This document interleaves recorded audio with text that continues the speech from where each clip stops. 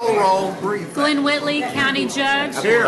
Roy Charles Brooks, Commissioner Precinct 1. Present. Andy H. Wynn, Commissioner Precinct 2. Here. Gary Fickus, Commissioner Precinct 3. Here. J.D. Johnson, Commissioner Precinct 4. Here. Constitutes a quorum. Thank you. Our invocation this morning will be given by Andrea Cano from Iglesia Baptista Victoria in Cristo here in Fort Worth. It's not too bad. Yeah, I know it. I worked on that a little bit better. Let us pray. God, during this time of Advent, we come to you asking you to be with this court, with these county judges and with this court, county leaders who are deciding on the best interest of its people. I ask that you would guide them. Your word says that you came to be a wonderful counselor, and we pray that you would be that guidance for this court today, that you would be with each person here, bringing peace and bringing understanding. For it's in your name we pray for each and one of them. Amen. Amen. I pledge allegiance to the flag of the United States of America and to the republic for which it stands, one nation, under God, indivisible, with liberty and justice for all. Honor the Texas flag. I pledge allegiance to thee, Texas, one state, under God, one and indivisible. We did that another way.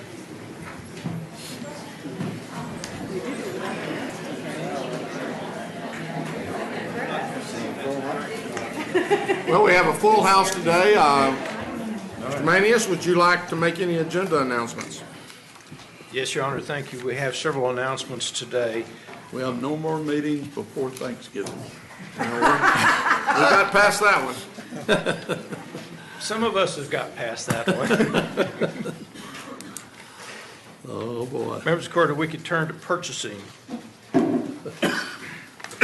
Item 8K1, this is bid 2017-041. We're going to ask that we remove that from the agenda at this time. Also under purchasing, item 8K5, this is RFP number 2016-094. We're going to ask that that particular item be held. Also number 6 on there, which is RFP number 2016-097. We're going to ask that that be held until next week. On purchasing also, under item 8K12, this is RFO 2017-044. There's a revised court communication in your folder as it relates to that. There was a minor clerical error on that that document. It was not significant. Then finally, Your Honor, just two things. First of all, under the appointments, we are going to have appointments today. We have one appointment I believe Commissioner Fickus is going to make. Also under excuse me. and there's going to be more appointments by Commissioner Brooks also. Is there a reason why? I mean, I ask for those usually every week, and I mean, I just want to make sure that all the court members realize when we get there, we're going to make our appointments. Okay. I just want to make sure you take an even-handed approach. It's the giving season. It is indeed. Yes, I'll try that. And then finally, we also have bonds today. Thank you, Your Honor. You done? Yes, I am. Commissioner Brooks, it's always good to see you. And you, Mr. Manning. It'll be one of those days, folks. Court members, you have before you the minutes of our regular meeting before Thanksgiving, which was the last meeting before Thanksgiving on November the 22nd. Move approval. Second. We have a motion and a second. Any discussion? Please vote. Motion passes unanimously. We have several congratulatory resolutions and folks to recognize today. We want to start with today we're celebrating, or this week we're actually celebrating 50 years since the MHMR Board of Trustees was first appointed. The first Board of Trustees were appointed on December the 9th, 1966, And the board, we have a short video I think we're going to run at this time.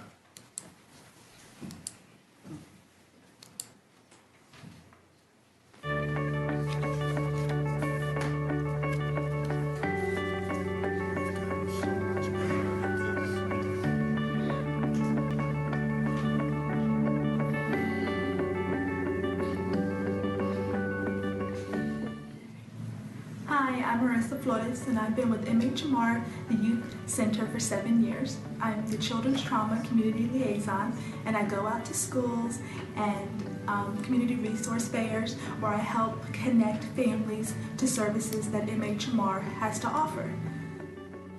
My name is Brielle. I work with MHMR Services at the crisis line. Once you call the iCare line, you are getting connected to MHMR Services. You will be speaking to someone like me with a kind voice, somebody that is willing to listen to you so that you will be heard and so that we can understand what kind of services you are needing. Hey, my name is Jonathan. I work for Crisis Services at MHMR Tarrant County. Sometimes in life people have situations that's difficult for them to handle, and they need some extra support. What I love about Crisis Services is we have the opportunity to meet people where they are to provide them access to the care that they need. My name is Katie Anderson, and I'm a speech therapist for ECI. I think access in our program means access to services that families wouldn't have otherwise, access to education and how our services relate to their child. Access in our services also is connected to hope. When we give these families access to different community resources, to the therapist resources, and how they can help their own child, that access gives them hope that they can help their child, that their child will succeed, and that they have the power to do that. I'm Erin. I'm a recreational therapist with Disability Services.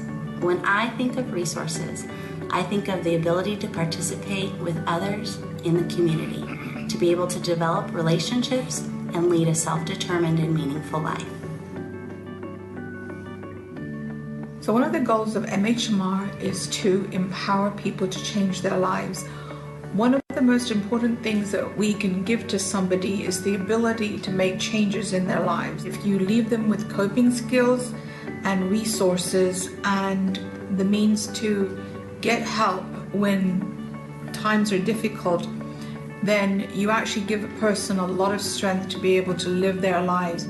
The goal is to let people understand that you will always have ups and downs in life and how to manage those when things do become tough. And that is the best way that you can make someone strong. I'm Luke with Disability Services. When I think about empowerment, it's supporting people to create the lives that they've dreamed of. It's including them in their community and supporting the decisions that they want to make.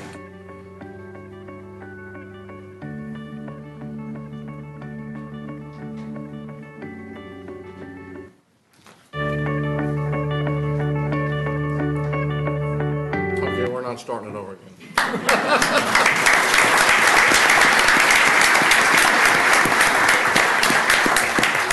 We have several folks here who are going to come forward, I know, to accept the plaque after I had a chance to read the resolution.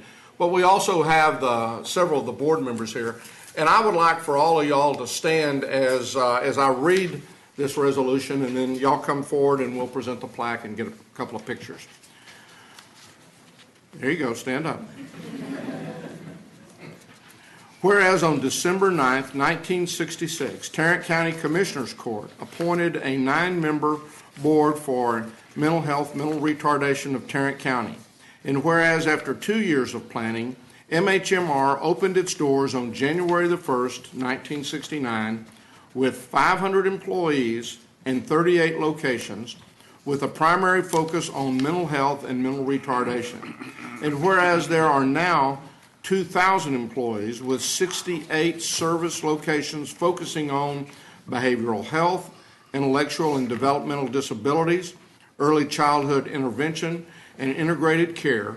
And whereas MHMR of Tarrant County serves 50,000 people each year including special populations such as veterans and homeless, and works in collaboration with other area agencies to provide the best possible programs and services to the community.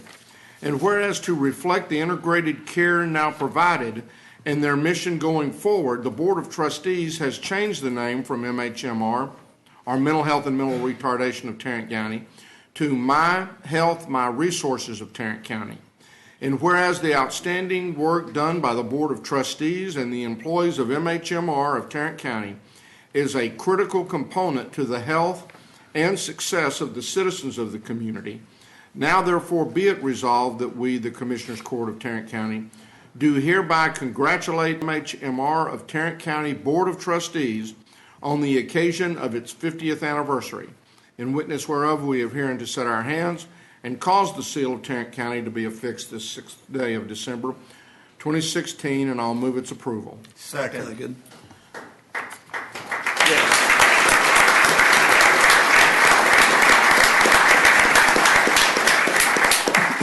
These folks are committed to the work of the board and committed to the citizens of Tarrant County, and we can't thank you enough for that dedication and for just always doing what you can to make this a better place for many individuals within this county.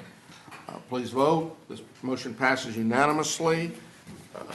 Y'all come on up to the mic and we'll get some pictures taken. And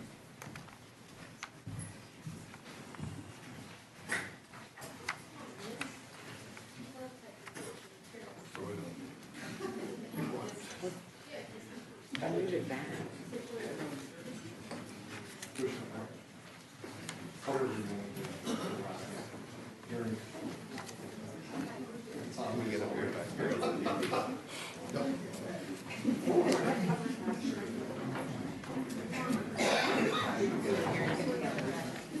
Okay, y'all come up there. Let's get a little bit closer. Come on. Now, if you're vertically challenged and you're in the back and can't see the camera, you need to move. Now, see move. She's the one. Yeah, I'm trying to get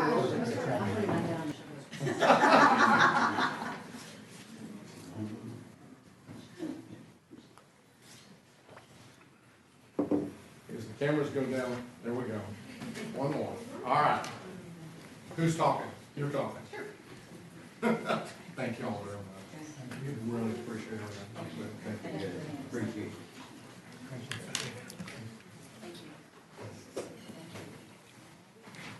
It's good to see you. Thank you. Thank you for your service. Yes, sir. I'm under the weather, so. Thank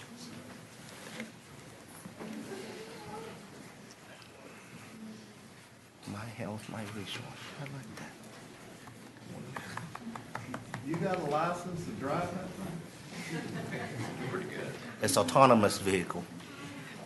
I'm Susan Garnett, the CEO at MHMR, and I just wanted to take the opportunity to say thank you to each of you for the wonderful volunteers you have provided us with to lead our organization, to do the work of this agency, and to just note the foresight and wisdom of your predecessors 50 years ago who took the leap into creating a local agency that would address the mental health needs and the needs of people with intellectual disabilities and their families in our community. This was really quite a stretch 50 years ago to make the decision to do this, to create a local organization that would work in conjunction with the state to meet people's community needs. This was an era when we thought of people with disabilities as living institutional lives, and it was really the beginning of thinking that people with disabilities had a place in the community like all other residents. And so your predecessors took that leap. Your predecessors said we could do this, and I think 50 years later you help us believe that we can do this, and people with disabilities are a part of all of our community's lives. And so we thank you for believing in us, we thank you for supporting us, and most of all, we thank you for providing us such great leaders. Thank you. Thank you, Susan.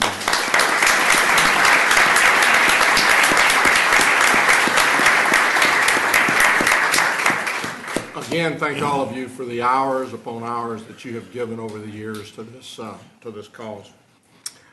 Next, we have a recognition for Tarrant County Historical Commission, Commissioner Fickus. Yes, thank you, Judge. Our Tarrant County Historical Commission has just done a a fabulous job through the years. Is that on? Okay, thank you. The Historical Commission for Tarrant County has done a great job through many years of working together to preserve the heritage and history of our great county and all the great things that have happened here through the years and all the hard work that goes into the projects that they have taken on. And we would like to acknowledge today some awards that have been given to their members. And could I ask our chair-elect, Wes Colwell, to come forward? Wes, thank you for being here, by the way. If I could ask you to come up to the front, and then we're going to announce the award winners and have them come up, and then we'll take some photographs. And if you would like to, when we get finished, if you'd like to say a few things, that would be very nice. We have first the William E. Jury Award. It's for preservation for historic documents, and that is being given, and I think they've already gotten their awards, but to Donna Donnell and Libby Willis. Are they with us today? Yes.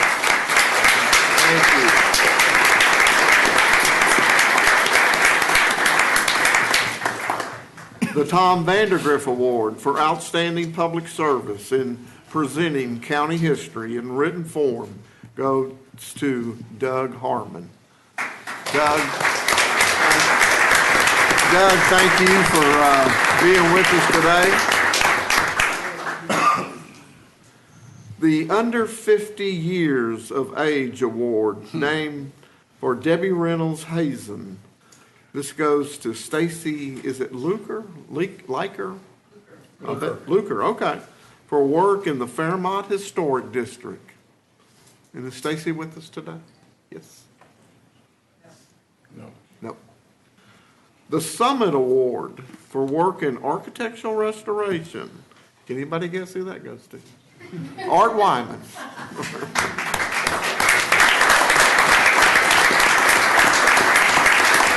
And thank you, Art. And special recognition certificates to Jim Hodgkinson with the Fort Worth Air Museum and Regina Blair for the Stop 6 preservationist.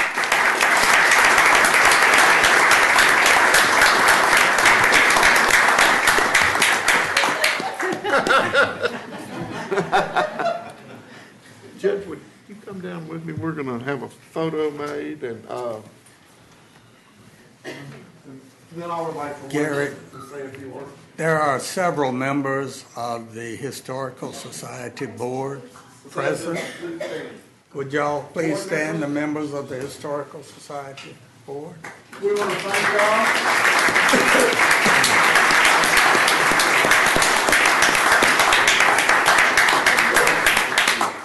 How are you?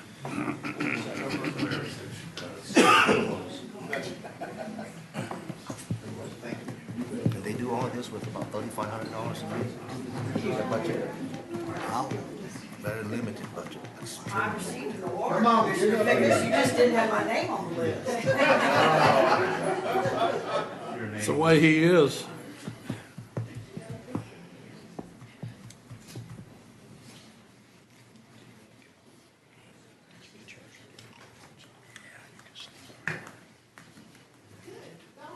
Wait a minute, he's going to get one over.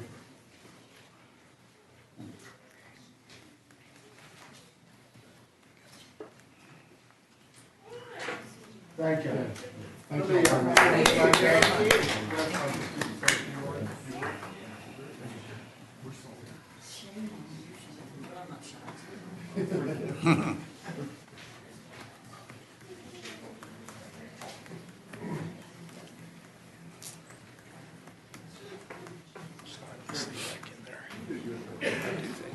This is my second job.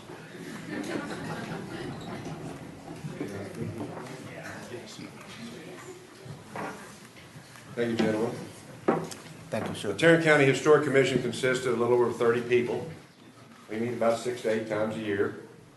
We're involved in a wide range of things, cemeteries, historic markers, county history, and a whole lot of wide different projects. A couple of people here that are represented here today are not a member of the commission, It just represents the wide range of people that are working throughout the community and our county to try and preserve our history, and it's not just us on the commission. So I want to tell you how much we appreciate you recognizing these folks here today, because they have done a whole lot to preserve our history. Thank you. Thank you, Wendy.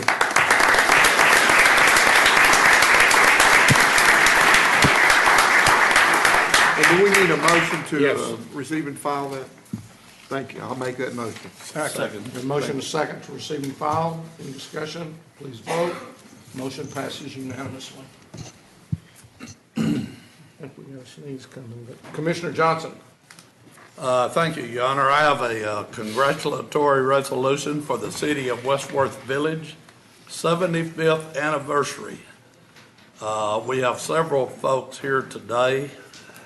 Before I ask you to read that, I'd like for you folks to stand and then join me down at the podium after the judge reads the resolution.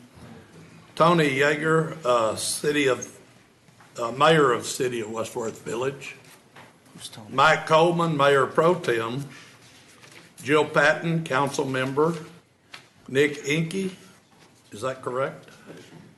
City Council Member. Melva Campbell. Planning and Zoning Commission, Al Diaz. Planning and Zoning Commission, Roger Unger, City Administrator. Holly Owens, City Secretary.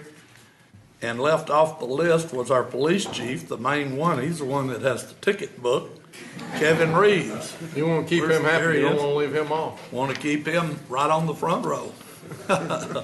If you would read that into the record, please. Whereas Westworth Village earned its name because it is the west of the city of Fort Worth, and before its settlement was originally occupied by the Caddo and Wichita Indians. And whereas in 1850, the settlement served as a stop along the Fort Worth to Yuma, Arizona stagecoach route, which is now known as White Settlement Road. And whereas in the early 1900s, the area included dairy farms and a petrified wood pillar that marked the entrance to Stein's Dairy, which was bought by Jack Stein by his uncle Will Rogers, and they're still standing there today. And whereas in 1941, residents in the area, sandwiched between a new bomber plant known as Lockheed Martin and the Army Air Base, which became Carswell Air Force Base, formed a village to preserve their right to remain self-governing, choosing an aldermanic form of government. And whereas the first mayor of Westworth Village was Billy Bob W.R. Watt, owner of the Yellow Cab Company and chairman until his death of the Southwestern Exposition and Livestock Show held at Will Rogers Coliseum each year. And whereas the population grew from less than 200 in 1941 to more than 3,000 by 1950. And whereas in the early 1950s, with the exception of the village's only store built by Will Rogers, in the early 1900s, commercialization was voted down, ensuring the village would remain entirely residential. Now, therefore, be it resolved that we, the Commissioners Court of Tarrant County, do hereby congratulate the city of Westworth Village on the occasion of their 75th anniversary, in witness whereof we have hereunto set our hands and caused the seal of the county of Tarrant County to be affixed this 6th day of December 2016. And I move for its approval. Second. We have a motion to second. Please vote. Motion passes unanimously. And I would like to make one correction. I verified this before the meeting started today, but they do have some commercial out there now with the help of the land that they received along 183 and some other areas out there. They now have some commercial. In fact, I think you told me you had a Walmart out there, but pretty good. That would be commercial. Yeah. But if you folks would meet me at the podium. Here we go. Driving.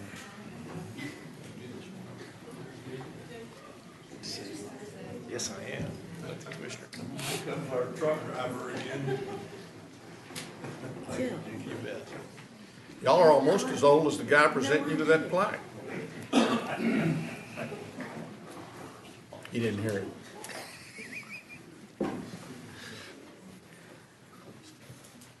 I want to present this to you and say congratulations, and any comments that you or anyone here would like to make, we'll give you an opportunity as soon as the truck driver gets the PA system back up here. But thank y'all very much for being here, and congratulations.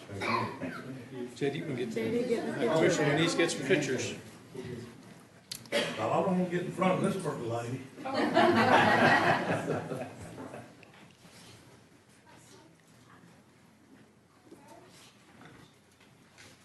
I met her a long time ago.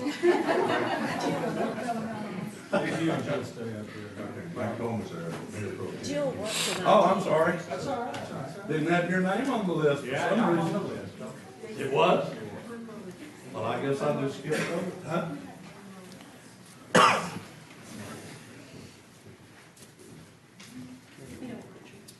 Who's got the camera?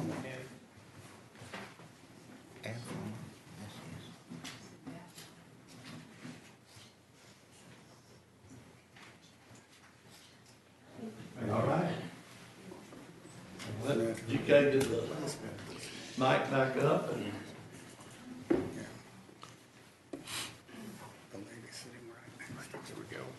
I believe one of Jill works here for the county in the IT area, so. 20 years. Wait a minute. Just a minute before you start. I think it's in February. Okay, I was going to say. Judge, I missed the Mayor Pro Tem, Mike Coleman. Well, Mike also was here, and I don't know why I missed it on the list, but I did. I apologize. Well, I wish I'd have caught it. I Thank you, understand, Commissioners. Judge. Thank you, Judge. Our mayor couldn't be here today, Tony Yeager, so he sends his appreciation, and I think we'll try and handle it without him. But we really want to thank you. It's been a good 75 years, takes us back to World War II, and the city has changed. Our slogan is we're the hidden jewel of the Metroplex. Not a lot of people know where we are. They couldn't tell you where Westworth Village is, but a lot of people drive through it every day. And it's changed quite a bit in the last 20 years particularly. Commercial, as we said, a lot of changes in the residential, as is a lot of Fort Worth and surrounding communities. We're also, as part of the celebration of the 75 years, putting a time capsule in that we're gathering things right now, and I think it's on December 10th that it will be placed. So we're really excited about that. Excited about the next 75 years. So we really want to thank everybody. Appreciate it. Thank y'all very much. Congratulations.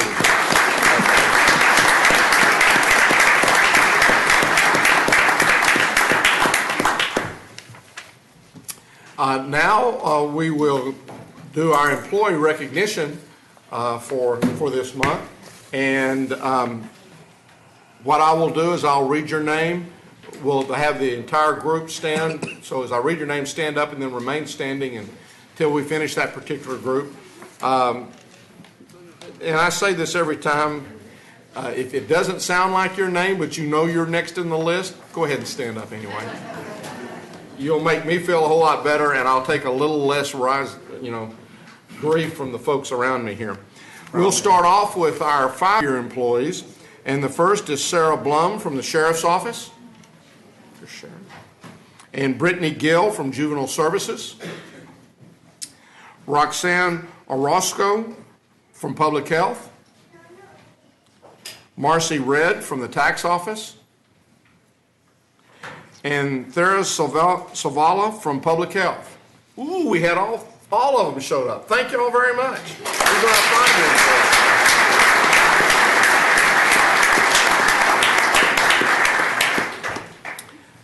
Next are our tenure employees.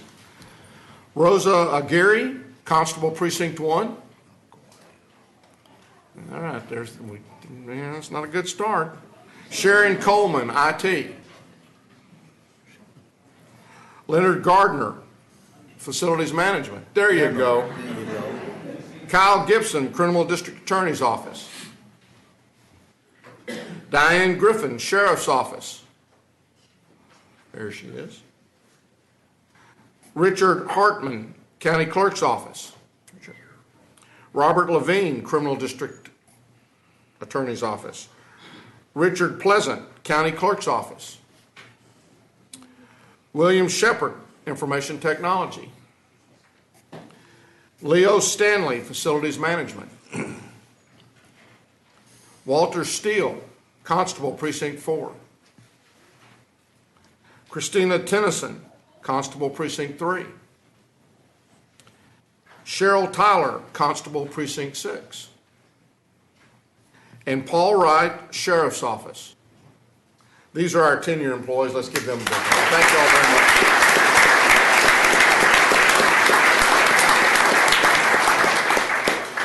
Now for our 15-year employees. Terry Abenshine, Information Technology. Joe Abrego, Tax Office. David Ansley, Juvenile Services. Stephen Fulmer, Public Health. Christine Harrison, Information Technologies. Susan Jones, Information Technology. Michael Cole, Sheriff's Office. These are our 15-year employees.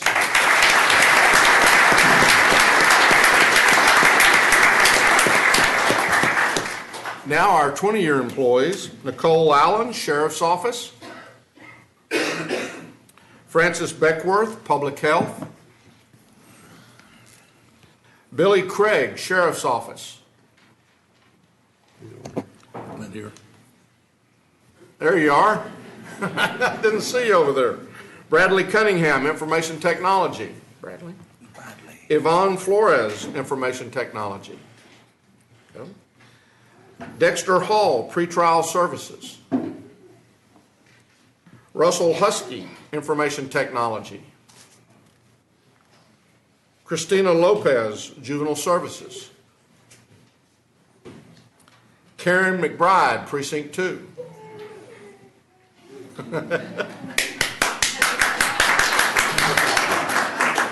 Steve Sparks, Sheriff's Office. Sparky! And these are our 20-year employees. Thank you all very much.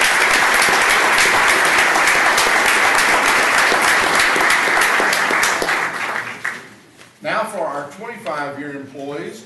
First is Jackie Burns. Is Jackie here?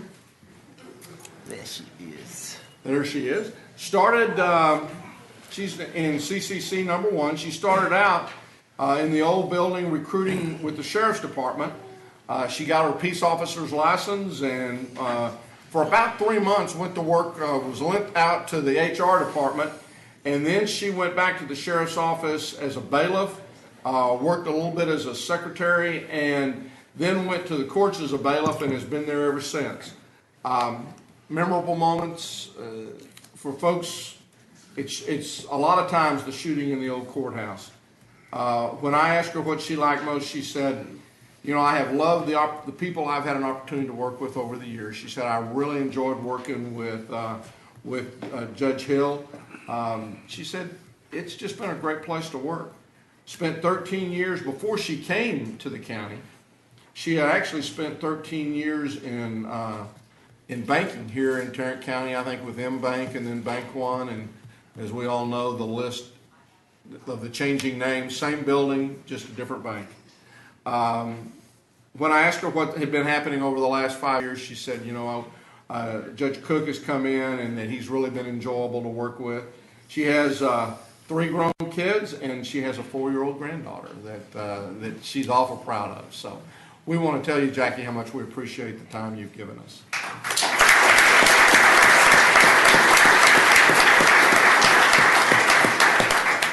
Next is Kyle Cox. There's Kyle. Started off in law enforcement in '78, and I guess came out at SMU. Went through the Dallas Sheriff's Academy. Was actually the police chief in Copper Hill for a while. Then came to Tarrant County and worked in the pods and in the correction center in 1991. Now is in the doing the release area and court updates. Said he really has enjoyed the people that he's had a chance to work with, made a lot of new friends, really appreciates the team attitude that everybody takes when they're working. He said, you know, what I've been doing over the last 5 years, he said everything's going pretty good. He's raising his grandkids. His daughter passed away several years ago, and he's raising his grandkids at this point in time. And Kyle, we just want to tell you how much we appreciate the 25 years you've given us. Thank you.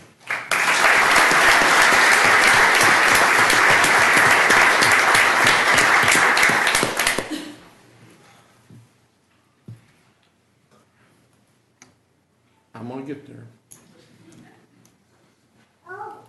Yeah, I agree. Next is Randy Fenoy. There's Randy. Started off with the Sheriff's Department, spent about 3 years there, and then was transferred into the probation in '94, working with the Felony Gains Group. Then to DWI, the caseload area there. Was a backup officer for court services, and then was promoted to senior probation officer and CCC number 5. You know, what he said is that he has really enjoyed working with the offenders to try to put them on a better course. He said, I've enjoyed my assignments in the domestic violence area. He worked in Judge Cummings' court. He said, I can't believe that the time has gone by so fast. He continues to work with Judge Cummings on a lot of the different things that she does. And she said, and he mentioned that he really likes the fact that he can oftentimes see the changes in behavior from the folks that he has a chance to work with. Randy, thank you very, very much for the 25 years of service you've given us.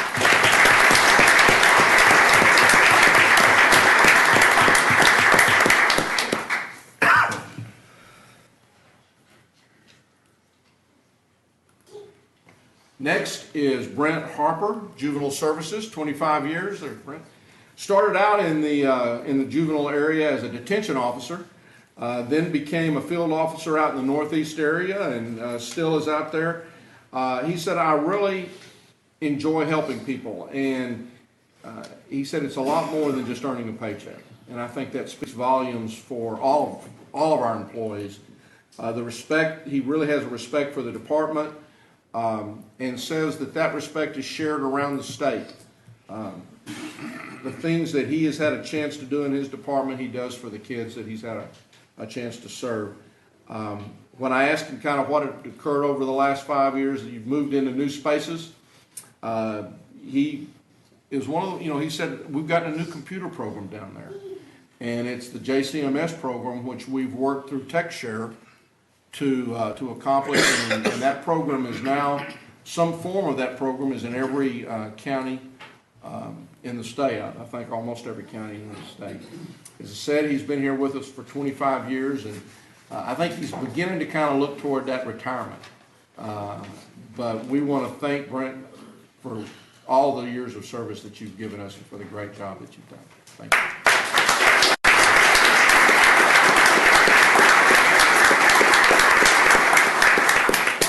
Next is Michelle Hartman. Now, there she is. She was going to be here last month, but she was on vacation. So we told her to go ahead and come on down for this month. She started in the DA's office as a misdemeanor attorney. Then she moved into the juvenile area and then over into the felony division, and is now working as the court chief in Judge Gallagher's court. When I asked her about memorable moments, she said it was a lot of the capital murder cases that over the years that she's had a chance to be a part of. What she likes most is the people, the commitment to the job that they do, and the camaraderie that is there between the people in the department. She said, I have really had some great bosses over the years and have been very, very fortunate from that perspective. When I asked her kind of what had occurred over the last 5 years, she said, it continues to become more challenging. And so I thought, well, what do you mean by that? And she says, well, the public's perception has changed. And it changes a lot because of social media. You see things, or they you see things go on social media that may not be quite accurate in the way it is proposed and the way it's put out there. She said also, there are so many CSI shows, and they say, well, you ought to be able to figure this thing out in an hour. They do it on TV every night. And so, I hadn't thought about that, but it really does present challenges because of expectations that folks get from this. And so I'm sure that it has made the job more difficult for our folks, and we need to think about that and appreciate them even more for the hard work they do. Michelle, thank you very much for the 25 years of service.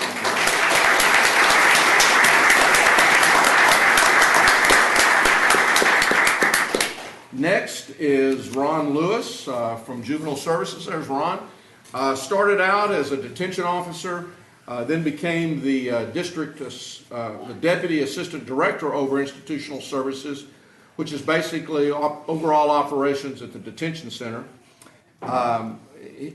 When I asked him about his memorable moment, and this was something that as I read over this from 5 years ago, I remembered he was promoted to operational manager, and he was going to take that position. It became his at midnight. It was going to come his at midnight. Well, about 11:15, 3 people broke out of the juvenile area. And so everybody came up to help congratulate him and realize that, okay, we're out there. He's now going to go find 3 people that he's lost. He said he did take a little bit of ribbing over that for the years, and still that comes up. But Ron, we really appreciate everything you've done. He said, I love the opportunities that the county has presented for advancement. Ron is another one of the folks that was encouraged to come here by Jerry Wood.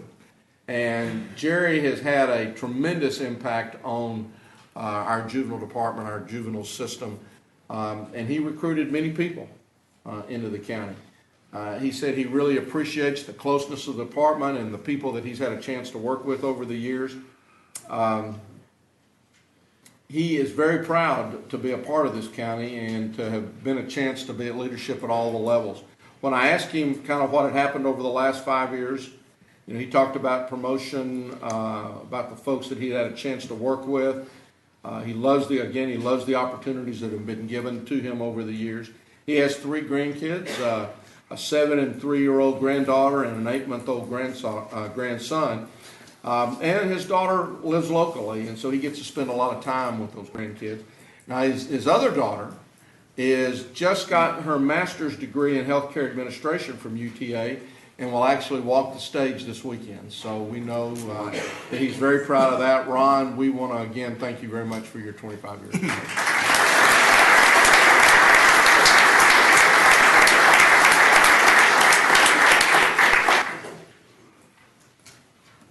Next is Eddie Morrow from Facilities Management, 25 years of service. He started out in the old jail and was there for about 7 years, then moved over to the new jail, and then to the resource center where he is today. When I asked him what he liked most, he said he loves the fact that he stays busy and is not just sitting around. He works with his hands, and that's been something that he really appreciates. He said the people that he's had a chance to work with have really been great over the years. He said that, having had an opportunity to work in facilities and for Tarrant County has really been a great thing.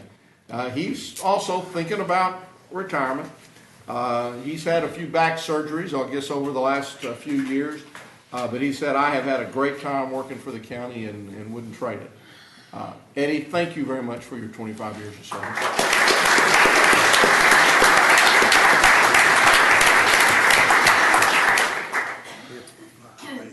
Next is Bill Paul, and I don't think he works the third shift, and he wasn't going to be able to make it, but when you see him, thank him for his 25 years of service. Next is Kelly Pierce, CSCD. There's Kelly. Started out in CSCD in the pre-sentence investigation unit and spent 16 years there. Then worked as a training officer, quality development area. She is now the assistant supervisor at the Miller facility. When I asked her what she liked most, she said, over the years, she said, I've had some great supervisors. and the co-workers have been so great to her. She said they really helped me through some hard times over the years, and I cannot thank them enough for that. When I asked her what had happened over the last 5 years, she said things have stayed calm, and staying calm is a great thing. Kelly, thank you very much for the 25 years of service you've given us.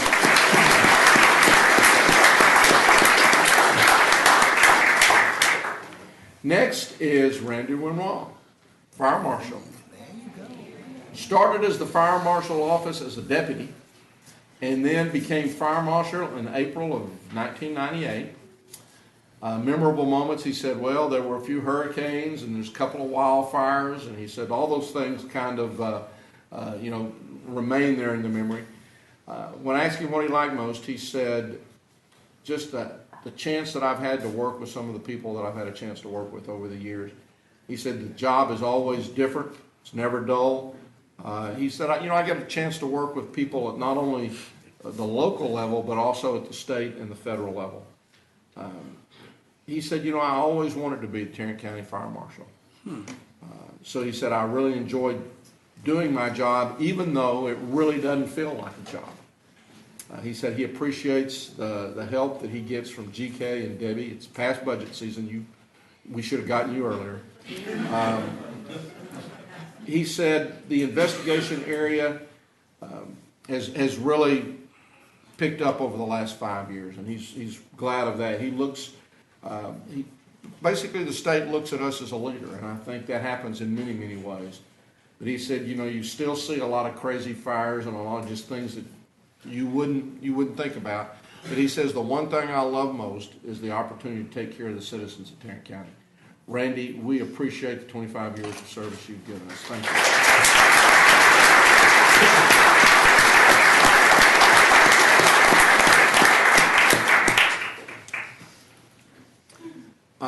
Next is Patricia Salinas from Juvenile Services. Now she's on vacation.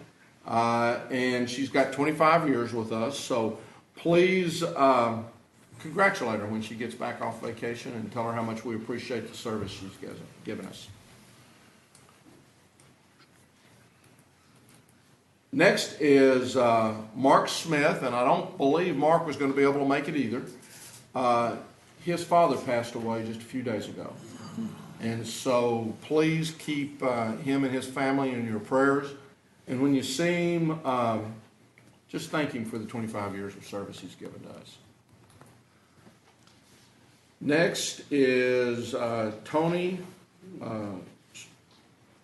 Schultz. There's two of them that were very close together.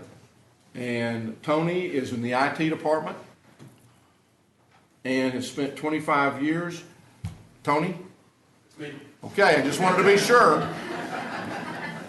Started in the jail, in the corrections center, then moved over to dispatch and helped with the implementation of the CAD system, moved to IT, but now he's in IT and supports Tech Share Prosecutor, which has become a huge success and another one of the programs that we've been able to do through Tech Share.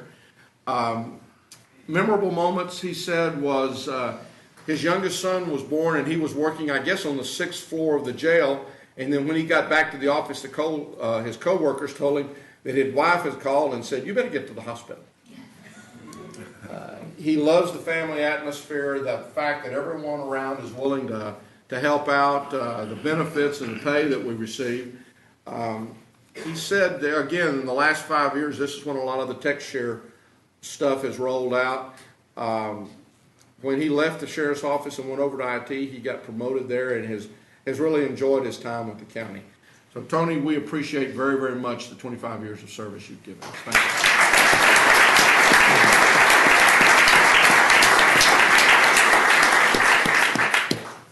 Next is David Montgomery, 30 years of service. There's David.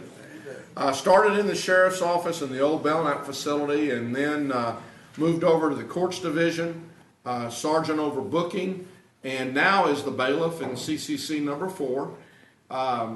He said, as I think back over memorable moments, he said, I just feel like I've been very blessed to be a part of Tarrant County and have been working here. What he liked most was the honor of working for the county.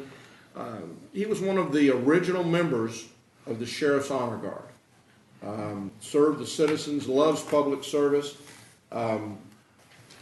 You know, when I talked to him, he said, it seems like only about 6 months ago when I started. He was a school teacher and a youth minister before coming to work for the county, and he continues to carry that in his life. He's worked for Judge Neekum in the drug court, the DWI court. As I said, he used to be a school teacher. He's honored to have had an opportunity and to wear the badge. In January, he's going on a mission trip to Haiti. So again, he's kept that part of his life as he's worked through the county for the 30 years that he's been here. David, thank you very much for your service to Tarrant County.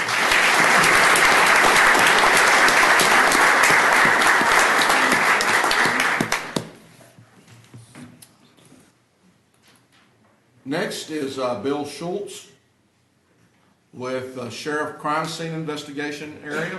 Been with the county for 30 years. Started out in the Belknap jail.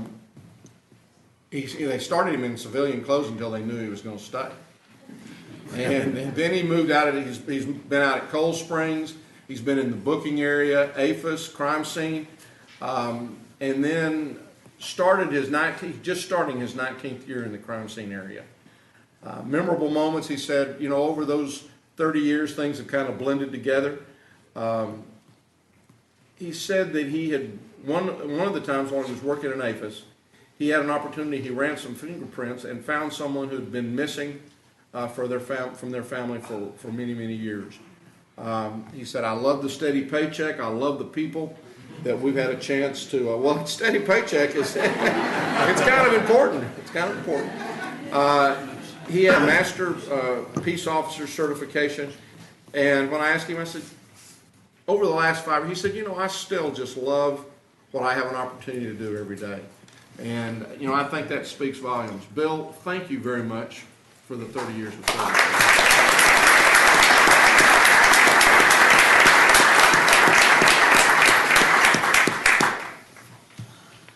Next is Gary Ackery, Juvenile Services. I don't think he was going to be able to be here today. Serving 35 years, so we certainly want to thank him, and when you have an opportunity, please thank him for his service in the juvenile area. And last, I hope she was able to make it, Priscilla Pornor, and I'm sorry about that. Priscilla has been with the county for 40 years.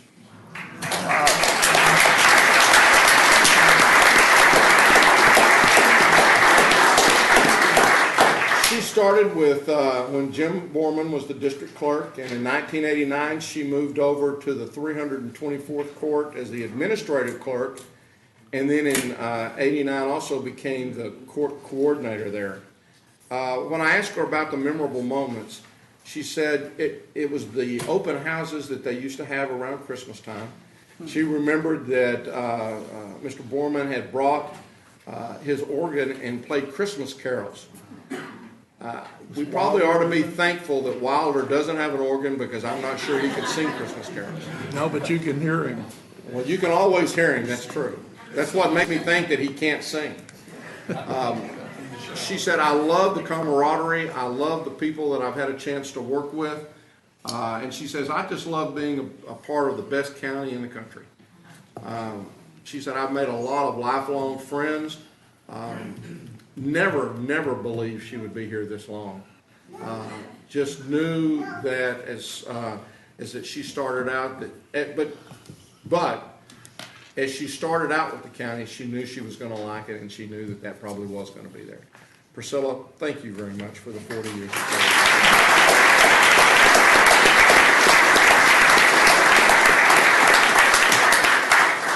That's a total of 860 years of service.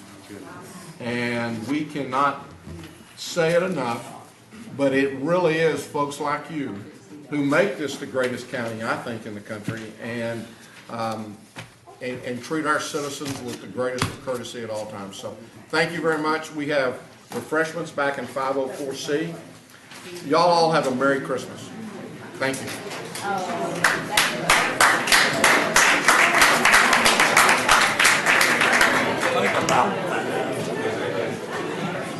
Oh, yeah. Costing her more to work.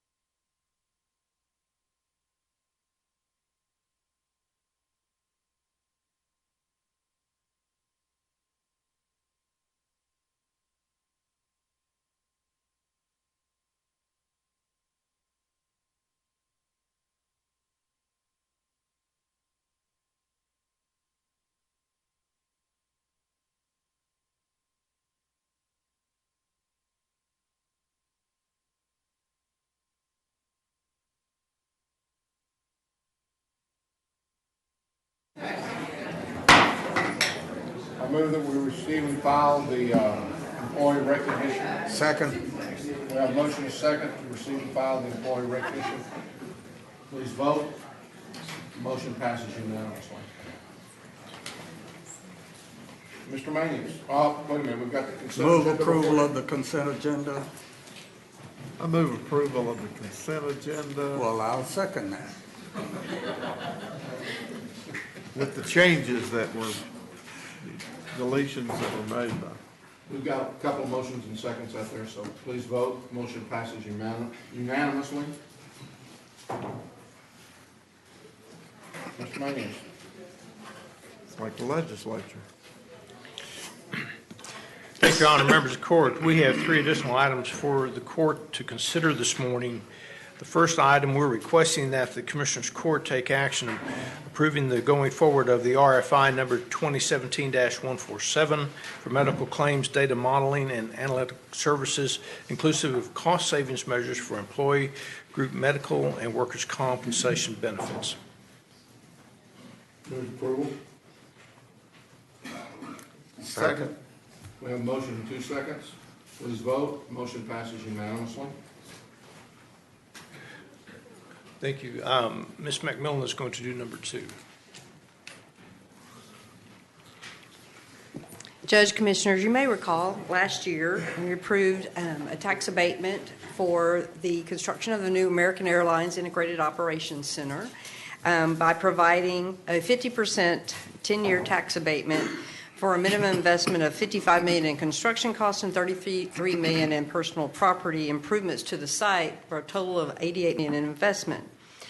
During the first year evaluation process, American Airlines reported expenditures of just over $69 million in construction costs and $24.5 million in personal property. So the total investment was well exceeded the minimum $88 million at a total of $93.5.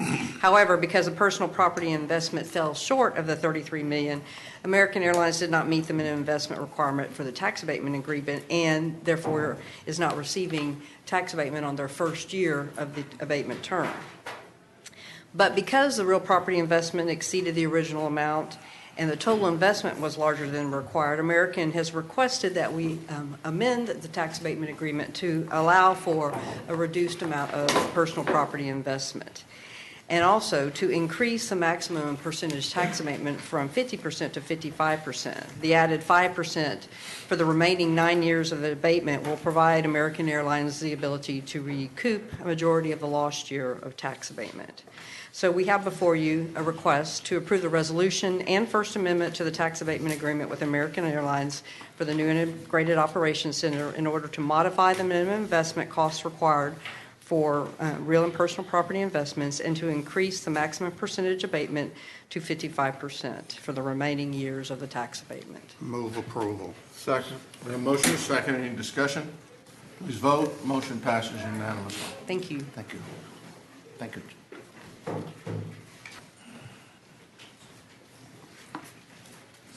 Good morning.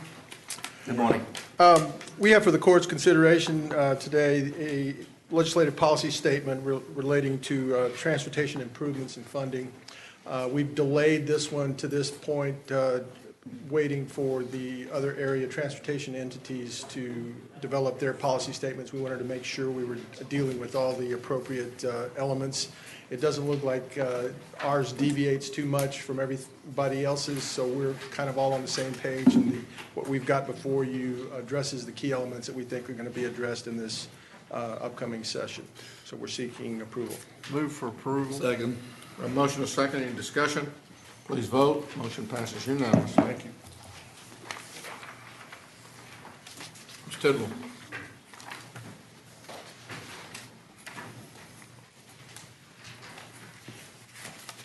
We have 2 items that we're asking the court to consider this morning. The first is to receive and file the quarterly investment report for the period ended September 30th, 2016. Move approval. Second. A motion and a second. Any discussion? Please vote. Motion passes unanimously. And then our other item is to receive and file the auditor's report on HR's department's program related to tuition reimbursement, and you have attached the department's response. I'd be happy to answer any questions. Move approval. Second. We have a motion and a second. Any discussion? Please vote. Motion passes unanimously. Move to receive and file personnel agenda. Second. We have a motion and a second to receive and file the personnel agenda. Any discussion? Please vote. Motion passes unanimously. Good morning and thank you. Good morning. We have a few more items for the courts. The next 2 items are requests for out-of-class pay extensions. The first is JP3. The general, or the impact to the general fund, we're estimating for this request to actually be less than $1,000. It's a little bit more than $600 through March the 23rd if the court approves it. Move approval. Second. We have a motion, a second, any discussion?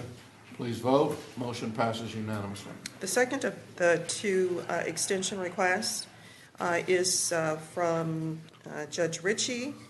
This extension, if approved, will take us through April 4th. This one, too, has an impact to the general fund of less than $1,000. It's approximately $860. Move approval. Second. We have a motion, a second, any discussion? Please vote. Motion passes unanimously. Our next item is a waiver of terminal benefits from the Criminal District Attorney's Office. As outlined in your court communique, these are actually two waivers being requested, effective December 7th. We're estimating net savings to the general fund of approximately $28,355, including fringe benefits. Move approval. Second. We have a motion, a second, any discussion? Please vote. Motion passes unanimously. And then our final item, this is a recurring item for the court. We're going to discuss the annually determined contribution rate to TCDRS. You may recall that we had a representative from TCDRS here earlier this year, just as we typically do, to go over our retirement program. And so what we're here to talk about today are some options for the court to consider for 2017. And just as a reminder, the rate that we're provided a rate, it's called a required rate by TCDRS every year.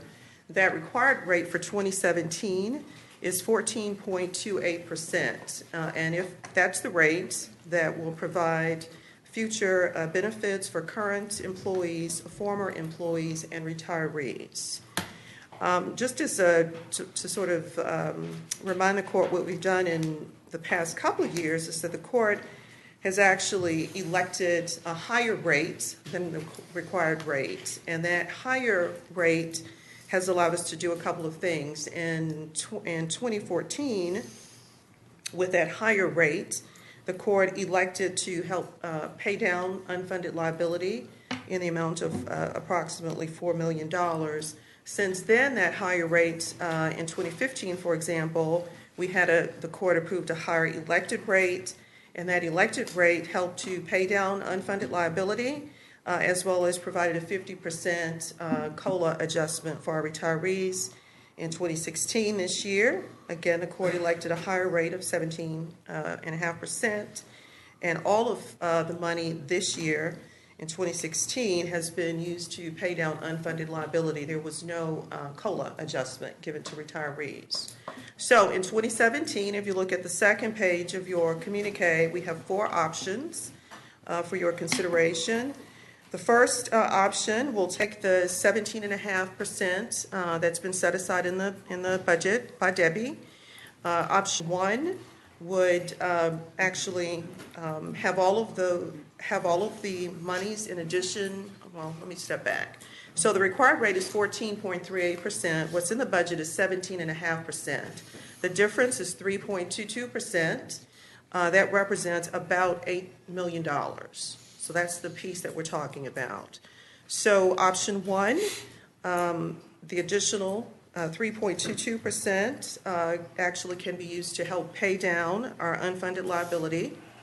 Again, that would be about $8 million. Option two would be just to keep the required rate. Just pay the 14.28%. That would mean no COLA adjustment. That would mean no additional payments on the unfunded liability. Option three, this is one that we've discussed before, but the court has never approved what we call a flat rate COLA adjustment. That would give every retiree a 1% adjustment, as well as a payment of about $1.8 million on unfunded liability. That's option three. And then option four, that would be, if the court agreed to it, 50% CPI COLA adjustment for retirees, as well as a payment or contribution on unfunded liability of about $4.4 million. So those are the four options. For the sake of argument, I will move in favor of option four.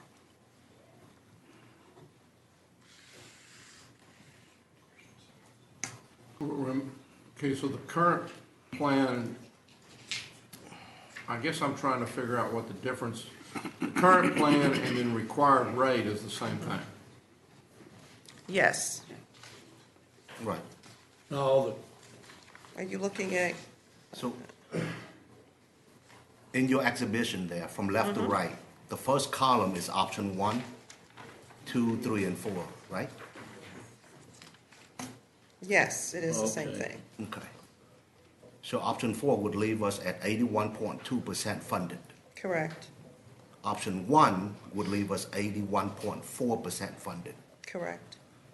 But option 4 would Without a provide COLA. 50% COLA in a lump sum payment, Yes. not, Is it a lump Well, sum payment? it's the contribution rate again would be 17.5%, and so that would be a contribution that would be made every month. So it's not a lump sum, but it would be made over the period of 12 months. so which option give us the lump sum payment?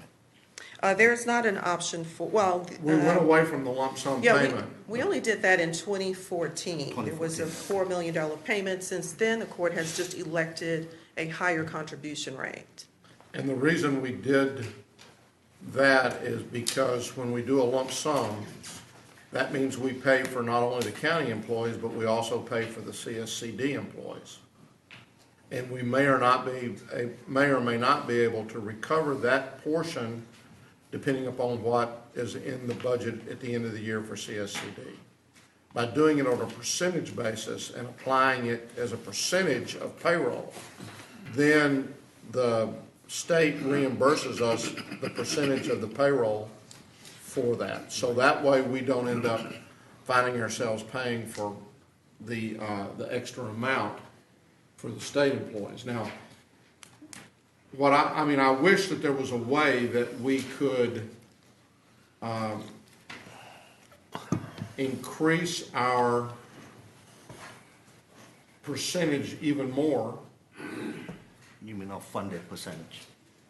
Yeah, I mean, right now, we have budgeted 17.5%. What you're talking about, the total cost that we're talking about is about $3.5 million? Yes. For the COLA, and then the unfunded liability would be 4.4 million. But if we took the 3.5, there's no way we can, at this point in time, increase that percentage from 17.5 and move it up for the calendar year? And here's the reason I ask that. Our cash carry forward at the end of 2016 was, I believe, about 3 or 4 million more than what we had anticipated. In addition to that, we have 5 million in our budget for undesignated that I know is there in case we need it for whatever reason. With everything that's swirling around about pensions right now, I would like to continue to make as much of a dent on our, I mean, we're only talking about 0.2. I understand we're only talking about 0.2%, but it's still moving in the right direction. When we started this plan of putting more money against our unfunded liability, we were below 80%. That's right. And we're now moving it upwards. So I would rather see us increase our percentage from the 17.5 and move it up a little bit if we're going to take this additional 3.5 million, put 3.5 million more into that, as opposed to reducing our amount that we're going to put against unfunded liability. Now, if I haven't confused all of y'all by now. You've done a good job, accountant. Okay, let me try it one more time. We've got $8 million in our budget that we passed. That's $8 million more than what we were required to put in. And that was all moving toward the unfunded liability, lowering that even more. If we choose to give the 0.5%, that's going to take $3.5 million from that $8 million. At the same time, when we ended the budget year, our cash carry forward number is $3 to $4 million more than what we thought it was going to be. So what I would like to see us do is leave the 8 against unfunded liability, take the $3.5 million from we did better at the end of the year than we anticipated, and give that to the retirees and move forward from that way. I understand that, and I think it's a good solution. It's a good way of splitting the baby. So I would move in favor of that proposal. So you want to take option 4 plus Plus additional 3.5. 3.5. Yeah. I second. Which will give the retirees some COLA. We did not give a COLA last year, did we? We did not. That's correct. Can That's correct. I ask a question? You want the amount that we lump sum to be exactly what the calculation is in this communication for the advance payment of the COLA? Yeah, I mean, just change the percentage. I mean, it doesn't have to be to the penny. I'd rather be over than to be under. But now you're talking percentage. What she's asking is, in order to do what you're requesting, is that it would be it would be option 4. In addition to option 4, we add $3,543,178. But you're not going to do it in the lump sum. You're going to take that $3 million, blah blah blah, and it's going to be a percentage of. You're going to have to change the 17.5%, and you're going to have to move it up a little bit. But that would apply to all grants, every operation, Yes. countywide. Yes.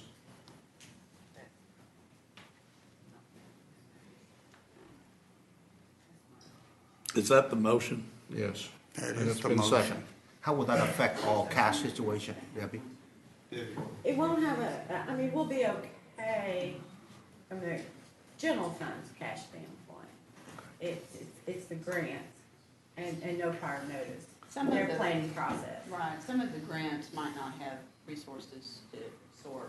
So, but if we're talking about the grants, I mean, I understand that it may end up costing us a little bit more than the 3.5 or whatever that number was we threw out, because there are some grants that may have been already granted. Right, That the funding will- source for those the grants funding is set source- on the other amount, the lower Yeah. amount. Their fiscal years start either September, mostly for like CSCD. So, I mean, there'll be a little bit more with it, and, I mean, you don't have, with no further notice, you probably don't have any idea of what we're talking about there. If we're talking about raising the rate about 17.5%, I mean, it would be close to 19. Yeah, but we're willing to add that for that. I mean, how much of the grants, how much additional dollars would the grants? That I cannot answer on the Okay. spot. I'm sorry. Okay. We're That's- retirees, we're talking about retirees. What does grants even have to do with that discussion? Because we're talking about raising the percentage so that we apply that across everything, and that percentage is applied against all of our payroll. And so the payroll is not the retirees, the payroll is, and some of those are grants, which means that,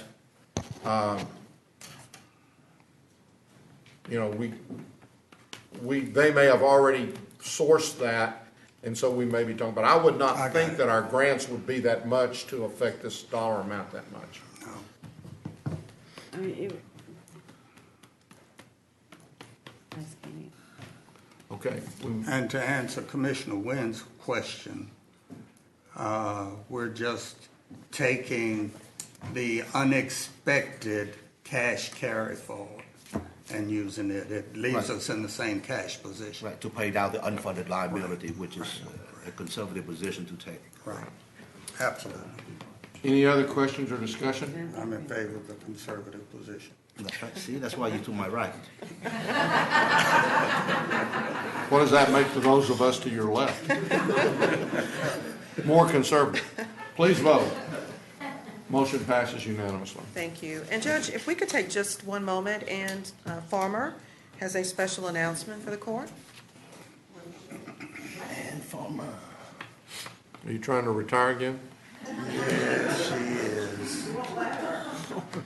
It gives me great pleasure to introduce to you and everyone else in this court Susan Sodek.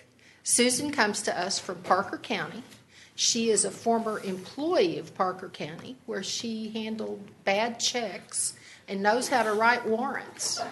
But additionally, she also was head of the Parker County United Way. And so she's done that for many years, has lots of experience, and we are looking forward to seeing all the great things that she's going to do as your new community resource coordinator. So here is Susan, and she'll have my office, and you all have my at-home card. So if you come up with some more projects for me, I love to do them. Yes, indeed. Okay. Welcome aboard. Thank you.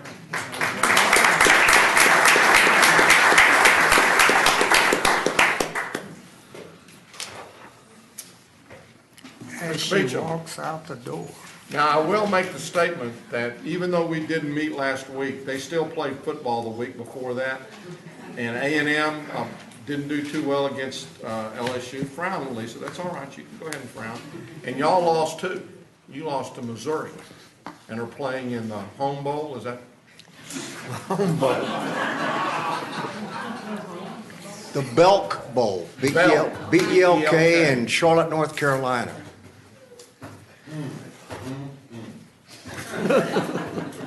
Which brings a question.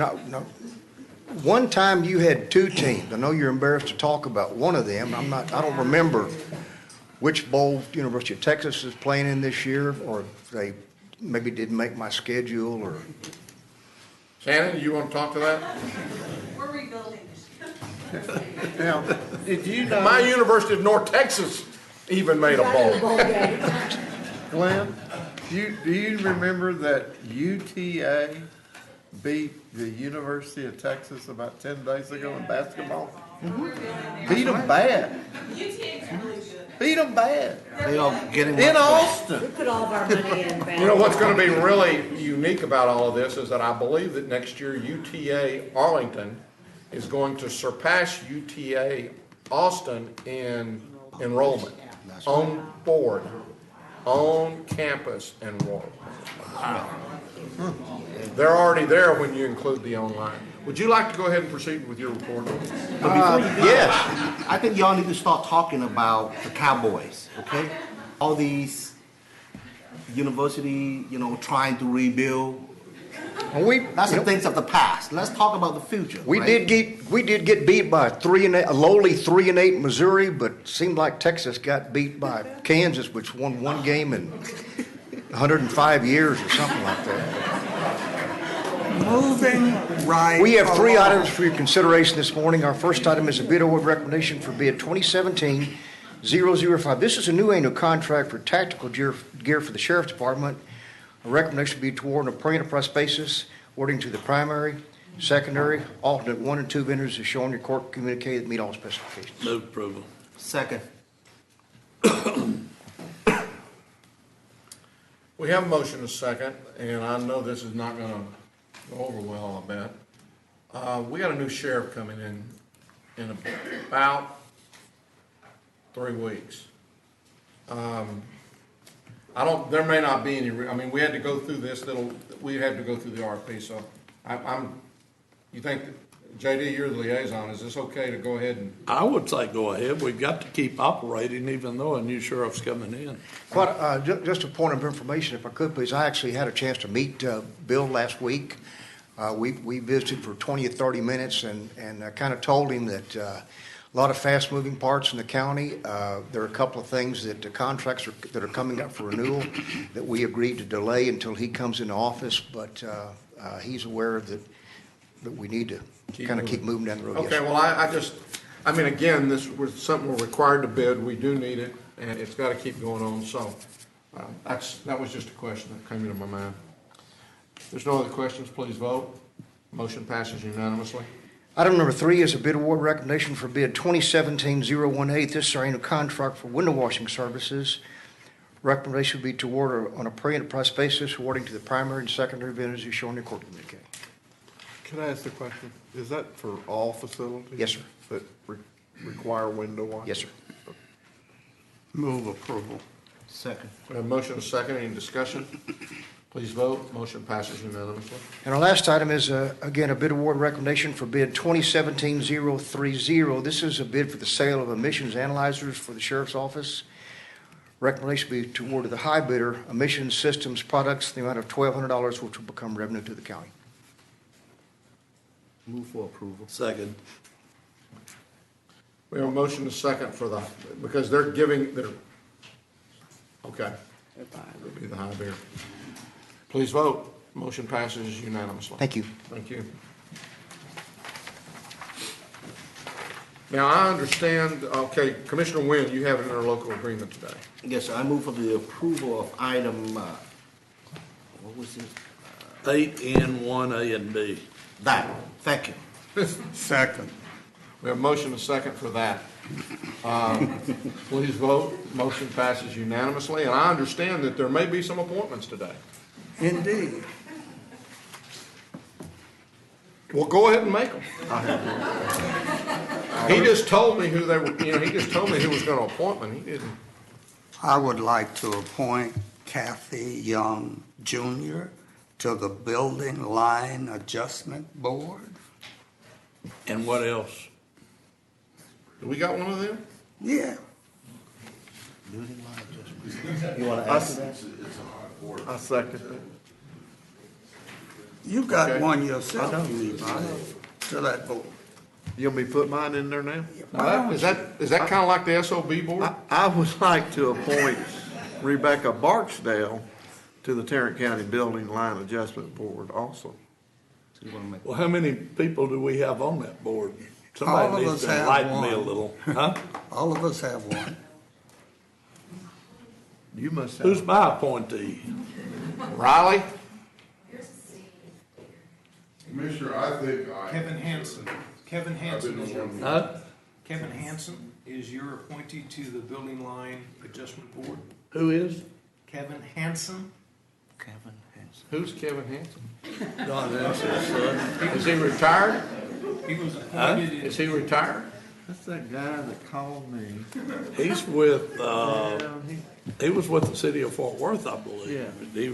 He retired from them. It's Don Hanson's son. Yeah. Do you know who yours is? Not really. Do you know who yours is, Joe? I've been on this thing for 20 years and I have never. I think that was like. Who was his? It One meets meeting, like Rebecca? once every couple of years. I'm reappointing Rebecca. Well, my appointment is Jenny. She's been, this is her second time or third time? Well, now you have a tip too. Okay. Lou Hillman was, Well, do they have to be reappointed every so often? Hope not.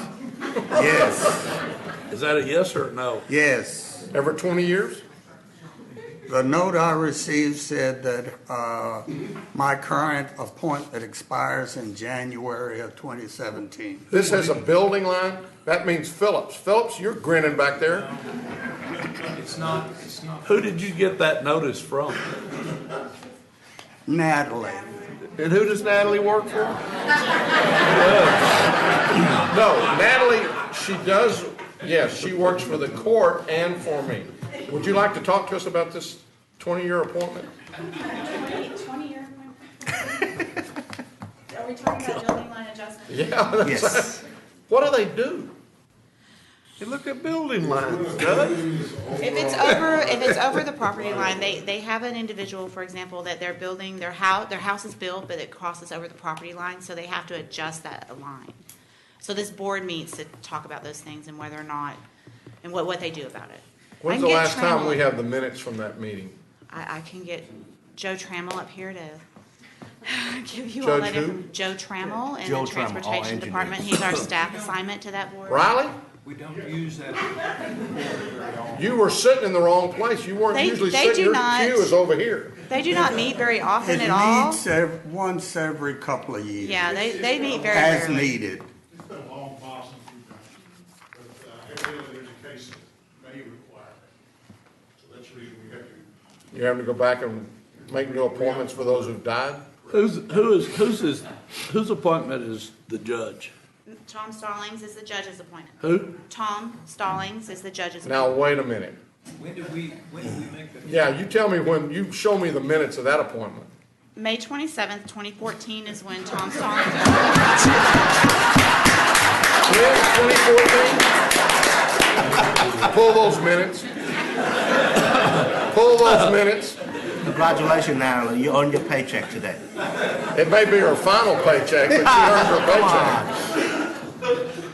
Well, and if I had my readers on, I've got the court order here in front of me. So 2014. Inasmuch as we have a motion and a second, may I be so bold as to call the question? Y'all can vote if you want to. Motion passes unanimously. I still want to find out about my appointee. Well, I need to find out if he's still alive. Steve is your appointee. Who? Steve Townsend was appointed May 27th, 2014 as well. So Tom and Steve were Did you and I appointed at the miss that same meeting? time. We were out. They were reappointed in We were at a February of conference. 2016. In addition, Do you want the court order number?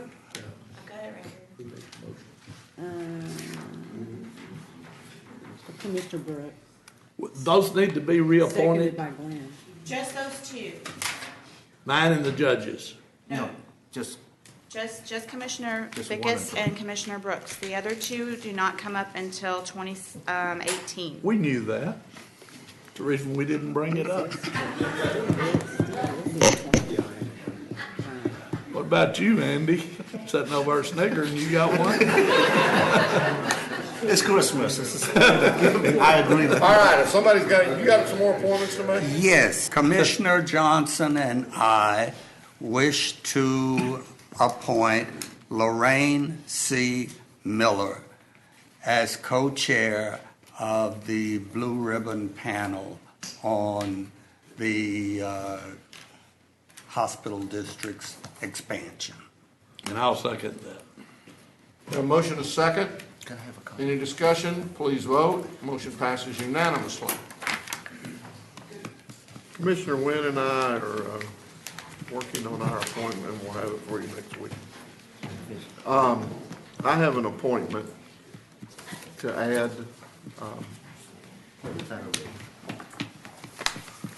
and that would be Rebecca Barksdale to be reappointed to the City of Colleyville Tax Increment Financing Board, District Board of Directors. Second. We have a motion is second. Any discussion? Please vote. Motion passes unanimously. Thank you. Mr. Manius, is that the appointment you were referring to? Yes. Yes, sir. He had actually given me a sheet. I thought you had something more monumental than that in mind. Commissioner Fickus. I do also understand that we have bonds today, don't we, Mr. Mangus? Yes, in fact, we have numerous bonds. Hello. Hi. I get to follow that, do I? All right. Good morning.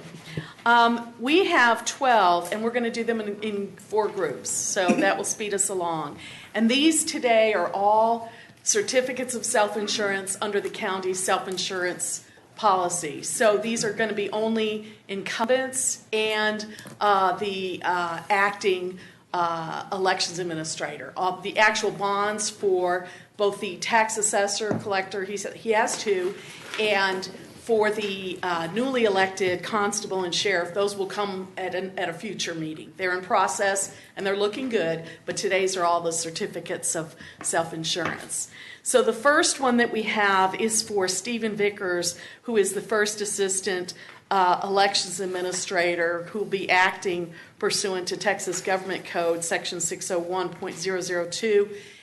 That's in the interim, I shouldn't use the term interim, acting until there is an elections administrator appointed. And it's in the amount of $20,000. It's in proper form, and it does track your policy. So I would request approval of that. Move approval. Second. We have a motion is second. Any discussion? Please vote. Motion passes unanimously. The next 2 will have Commissioner Fickus abstaining because they are the 2 for Commissioner Fickus. The first is for his commissioner bond, a certificate of self-insurance for $3,000, and the second is for his ex officio road commissioner bond for Precinct 3 for $3,000. And I request that the minutes show his abstention, and then I request a motion to approve. Move for approval. Second. We have a motion and a second. Please vote. Motion passes passes 4-1 with, or 4-4 and Commissioner Fickus abstaining. 4-0, correct? 4-0. All right, thank you. The next two will have Commissioner Brooks abstain for the same reason. These are on Commissioner Brooks. The first is for Precinct 1 Commissioner in the amount of $3,000, and the second is for the Precinct 1 ex officio Road Commissioner in the amount of $3,000. And I would request that the minutes show the abstention and that these be approved. Move approval. Second. A motion and a second. Please vote. Motion passes 4-0 with one abstention. Thank you. The last 7, which you all can vote on, are the incumbent constables who are returning. The 8th constable, of course, is the newly elected constable, which will be another week. So these are each for $1,500. We have Dale Clark as Constable Precinct 1, David Woodruff as Constable Precinct 2, Daryl Huffman as Constable Precinct 3, Ruben Garcia as Constable Precinct 5, John Siegel as Constable Precinct 6, Clint Burgess as Constable Precinct 7, and Michael Campbell as Constable Precinct 8, and I would request your approval. So moved. Second. A motion is second. Any discussion? Please vote. Motion passes unanimously. Thank you. Court members, you have before you the claims, including the addendum. Move approval. Second. We have a motion is second to approve the claims, including the addendum. Please vote. Motion passes unanimously. Briefing items, Mr. Mayes? Your Honor, if I could just take a moment and talk to the court a little bit about the long-range planning related to JPS Health Network. Just to bring the court up to date, we have now concluded 2 listening sessions, one in Precinct 1 and one in Precinct 2. Both of them were well attended, and we had some good comments at both of those. The last one was last Thursday at Precinct 2. We had over 100 participants in that particular listening session. We have another one scheduled for tomorrow night. It's going to be in Precinct 4. And Commissioner Fickus, we have one in Precinct 3 scheduled for the first part of January. It's an interesting note. We're hearing some commonalities in the conversations that we've had in Precinct 1 and 2. And I'd just like to make sure that, or state that they've really fallen into 3 categories. There's been a strong emphasis on the continued need in increasing facilities as it relates to mental health issues. The second one is that there is a request that we really look at the clinics to make sure that we have the county covered with the necessary clinics located in the right locations, and that's what we're doing with our studies also. And then finally, something that was brought out in Precinct 2 the other night was that there's a continued conversation about the need for additional transportation to move individuals from their residence to these health delivery locations. And there was some, I would encourage each of you to go to our website and look at the video of Precinct 2, because I thought there were some really good comments. Basically, if you don't live in Fort Worth and don't have a vehicle, then the ability to get to a clinic or get to the main campus is very difficult. And while that is not a JPS issue, that is something that I know each and every one of you have discussed transportation in the past. That's something that I believe we need to consider also. So with that, that's all the briefing I had on that at this time, Your Honor. Thank you. Okay, then with that, we will recess our open meeting and proceed to close to discuss items exempted under Section 551.071, 072, 074, 076, and 087 of the Texas Government Code.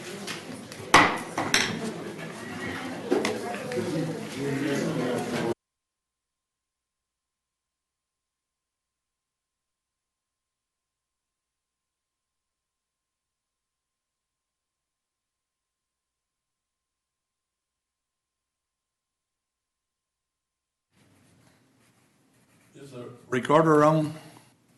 Yes. Having returned from closed session, we have no business to come before this court. We are adjourned. Thank you, Judge.